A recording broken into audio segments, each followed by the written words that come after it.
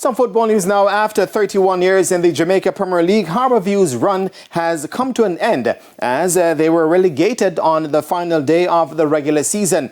Now, a 2-1 defeat to Cavalier, coupled with the Malines United's victory over Treasure Beach, meant that the light of the Stars of the East has dimmed.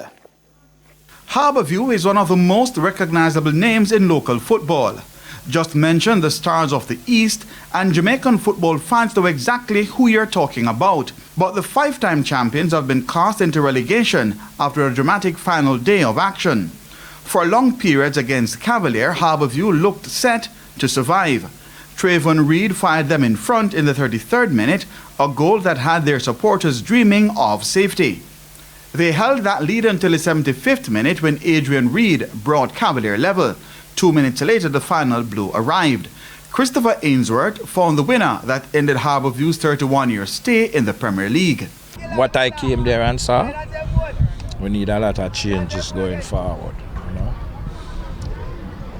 How we prepare the team is not good for the Premier League, the National Premier League. We will, first of all, we will review what has happened, what went wrong this year, and then we will look towards the future. As you know, our youth program is very, very successful, and we will reach down there and bring them up and see how we go going forward. The victory means Cavalier remain on course to defend their title. This is part of the result. These youngsters throughout the season, we have been toughing it out. The youngsters now are maturing in it, even for one season, but they are stepping it up now. And so we have seen the result today. Malines United, who started the day favourites to survive, did their part with a 2-0 win over Treasure Beach at Stents.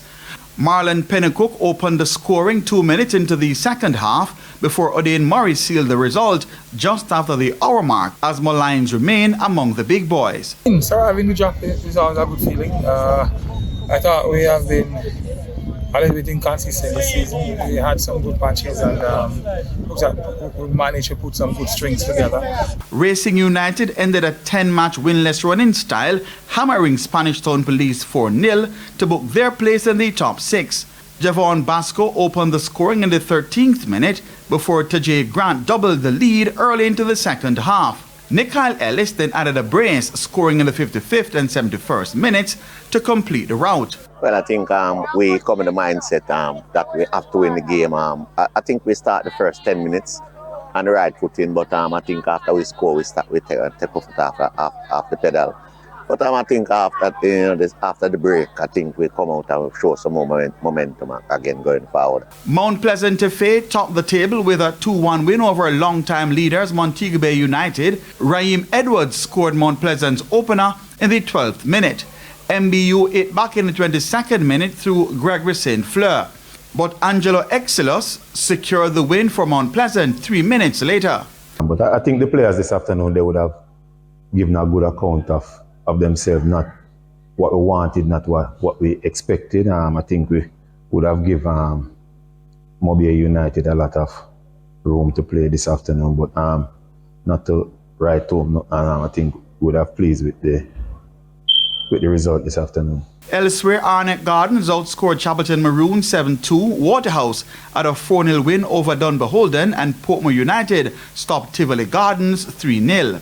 Action in the top 6 stage of the competition gets underway on Sunday at the National Stadium, with Portmore United playing Racing United and Waterhouse opposing Cavalier. Keon Rayner reporting for TVJ Sports.